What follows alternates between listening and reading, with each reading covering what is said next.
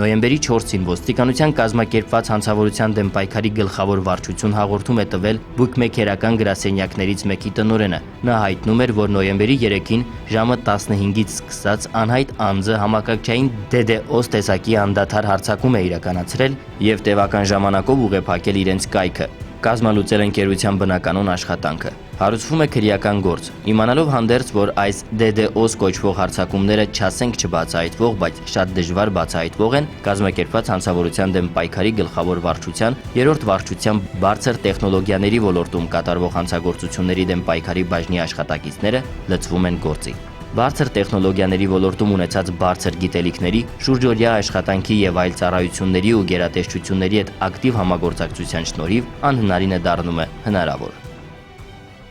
Ձեռնարկված համալիր օպերատիվ քննչական միջոցառումների արդյունքում պարզվել է, որ հակերային հարձակման ենթարկված բուկմեկերական ընկերություններից մեկի հաճախորդը կապ է հաստատել տվյալ ընկերության տնօրինության հետ եւ հանդես գալով որպես միջնորդ առաջարկել է իր ծառայությունը։ Վերջինս նշել է, որ կարող է օգնել պարզելու,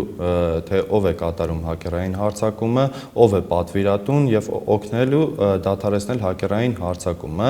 Այդ ծառայության դիմաց նա պահանջել է $5000 ԱՄՆ։ Ընկերության տնօրինությունը համոզվելու համար, որ նշված անձը կարող է կատարել իր խոստացածը, մաս վերջինիս էլեկտրոնային դրամապանակին փոխանցել է $4000 ԱՄՆ գումար։